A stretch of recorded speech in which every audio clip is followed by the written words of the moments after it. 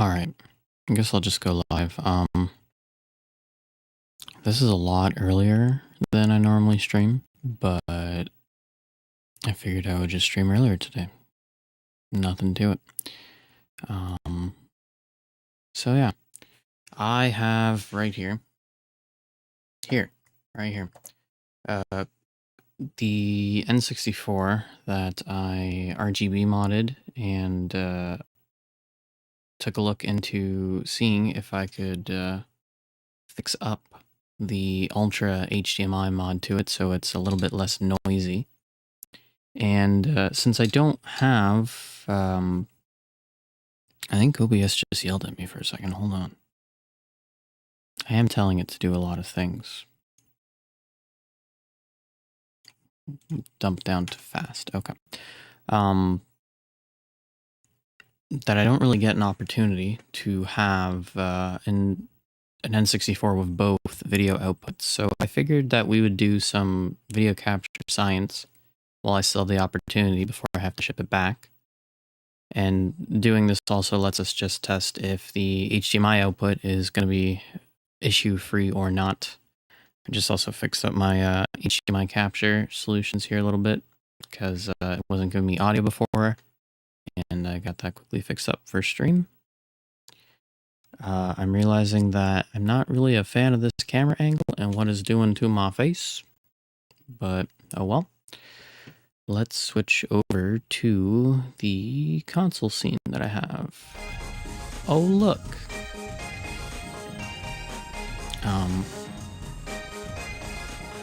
So if that's my volume, I'm going to bring the game audio down a little bit because it's really loud. But this is the Ultra HDMI, and we can confirm that with this thing right here. It is set up to 720p mode right now. Which is really dumb because I'm streaming in 1080p and I maybe should have thought that through, but that's okay because when we do our zoom-ins, that should be fine. You can see that, you know, it does have some gamma boosting options. Comparing to my CRT, the colors kind of more match this, but not really. I think it just makes it too bright, so we're just going to keep it at 1. Yeah, that's the fun thing about the menu here in the Ultra HDMI. Takes over. We can do some scan lines. Hybrid, simple. They probably show up like absolute trash on stream. So we're just going to not have them at all. What do we got? We got no sharp pixels, integer scaling, integer plus, and fraction. We'll do integer plus, which I believe is the Ultra HDMI's equivalent of area or bilinear sharp, which is where it goes up the largest amount it can to match or go over the current size, and then it downscales with area to create the kind of best image. Because it's 480, trying to fit in 720, it won't work, I believe. So pixel doubles or scales by nearest neighbors. So we'll just do integer plus. It seems to work. VI to blur, I believe we'll just keep that to all auto. Fast interlace decreases latency and modes by passing it. Yeah, we'll keep that. That's fine. Options. No. I don't know what that is. No. I could do a 1080p mode. I'll probably cut stuff off. That's fine. Direct mode. Lowest latency, no processing. Sync may not work on some TVs. Refer to manual. That's fine. It's fine. Okay. So, I mean, the image here is pretty sharp. I am testing with a 2D game right now. But I have a list of games with me. I don't have a flash cart, and I'm realizing I should get one because all of a sudden half my N64 games are not in my house, so I guess my siblings took them. I've got the or even letting me know. That's a bit of a bummer, but okay.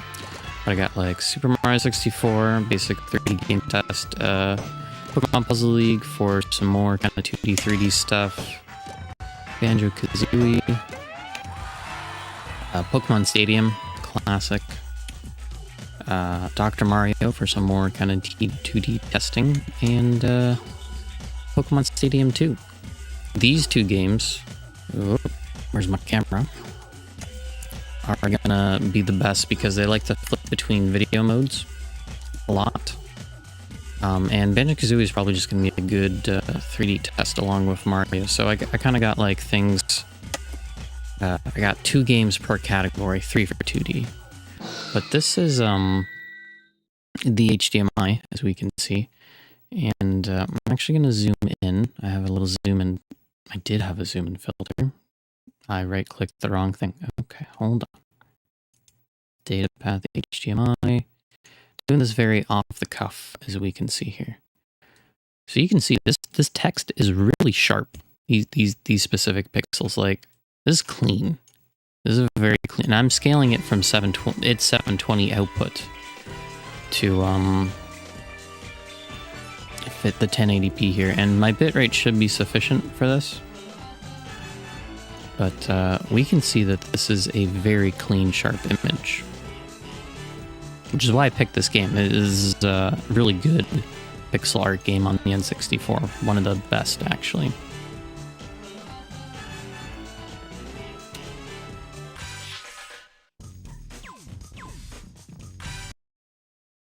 Just kind of keep things here. And but yeah, look at that font. It's very clear, very clean.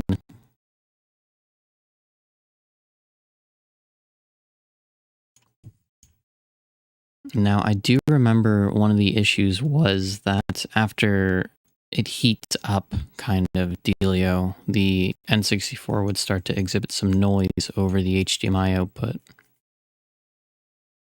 So we'll kind of have to wait on that.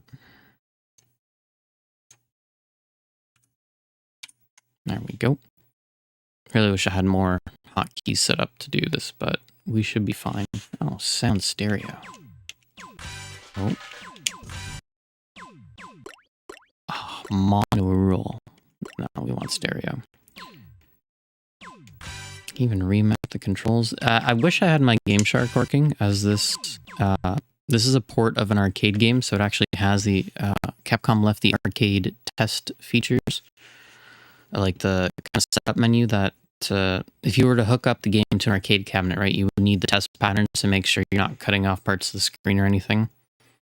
But my Game Shark is not working, and I don't have a flash card, so all these things combined has me probably going to order a flash card at the end of the stream.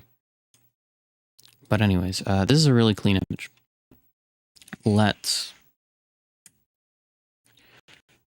get the analog input going here. So this is, oh, I should really color calibrate this. Hold on.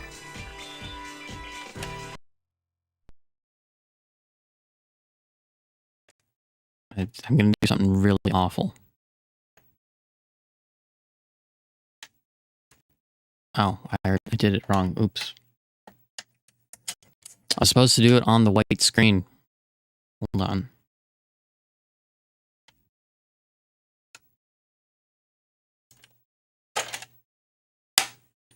I really hope that my game won't break, but it should be fine. All right, we're gonna do something here. There we go. First off, we're going to lower the vertical position here. There we go. It is set to full range. Okay, okay, okay, and okay.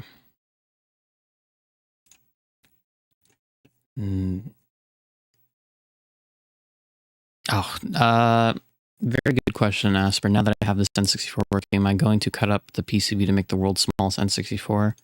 Probably not, considering it's not actually my N64. But if Quill gives me permission, I am all for it. Actually, I would really like to show you guys what I'm doing here.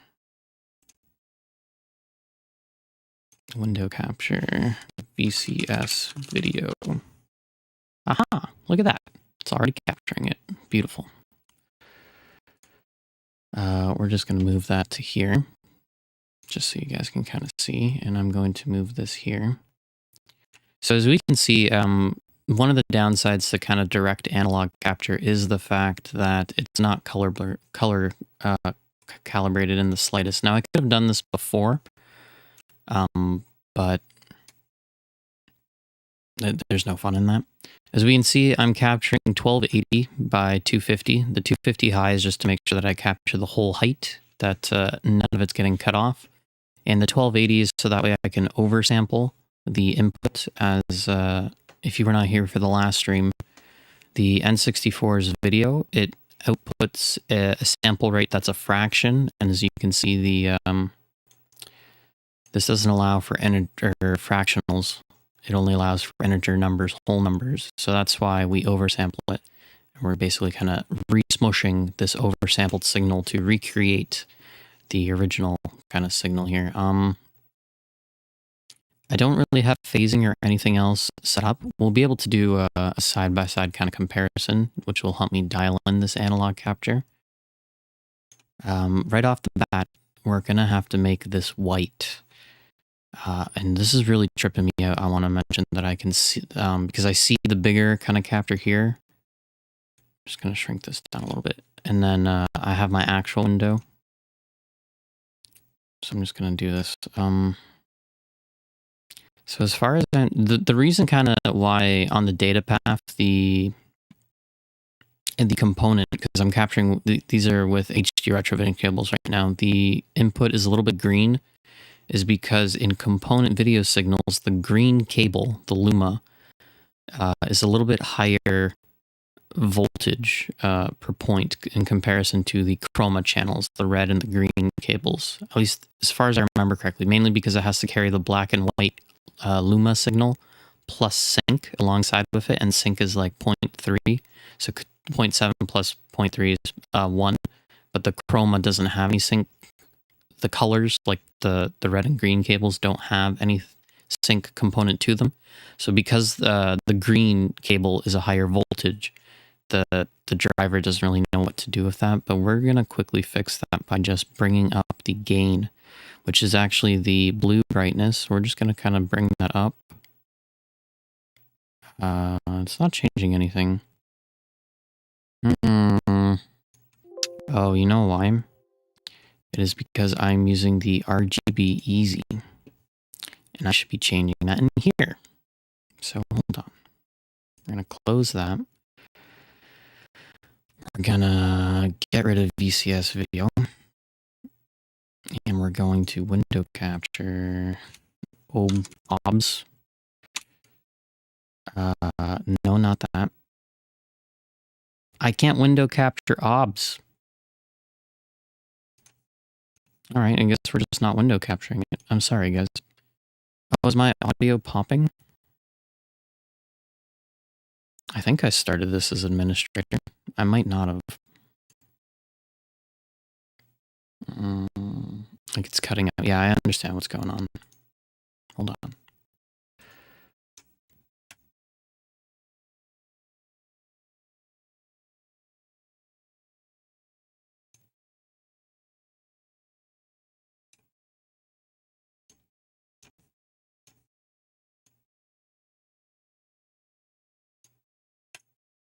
We're taking monitor off. How does that? How's this? I really don't want to cut stream, but if I have to cut stream, I will. This is basically a OBS being really dumb thing. That or I can get down how much I filter the audio, but I don't think that's actually going to help.